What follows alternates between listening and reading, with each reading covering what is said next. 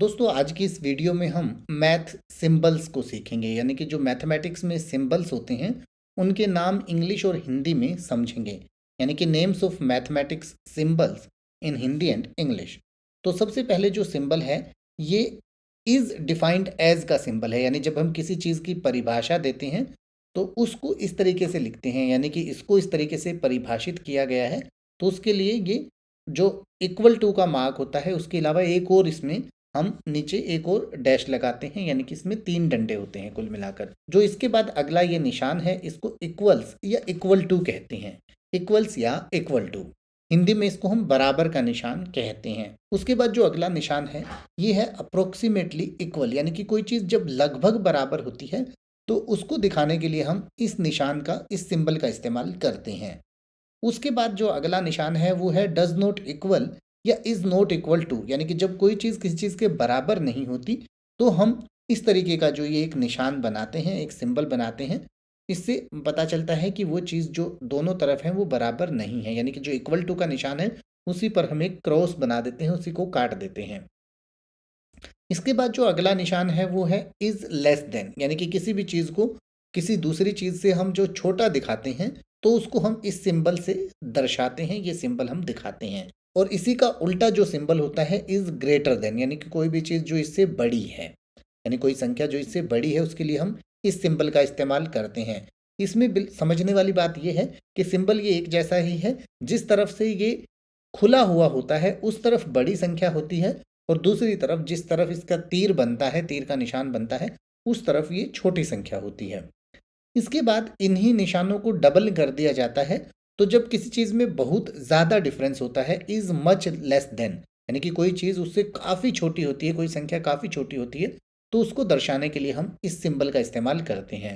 फिर इसी का उल्टा सिंबल है इज़ मच ग्रेटर देन, यानी कि कोई संख्या जो उससे बहुत ज़्यादा बड़ी होती है तो उसको दर्शाने के लिए हम इस सिंबल का इस्तेमाल करते हैं।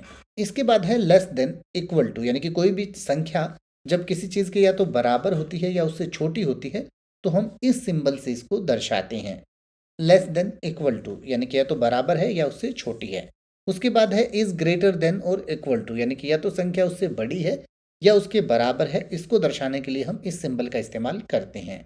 इसके बाद अगला जो सिंबल है वो है इज प्रोपोर्शनल टू, यानी कि कोई चीज़ जब किसी चीज़ के प्रोपोर्शनल होती है तो हम इस सिंबल का इस्तेमाल करते हैं।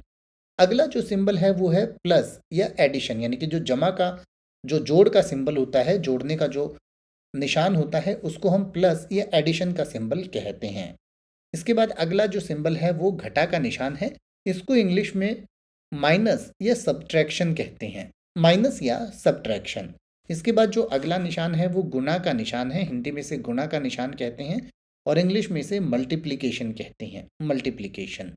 इसके बाद जो अगला निशान है वो डिवाइड यानी डिवीज़न का निशान है, यानी कि जब हम किसी चीज़ को किसी चीज़ से भाग करते हैं, यानी भाग का निशान है।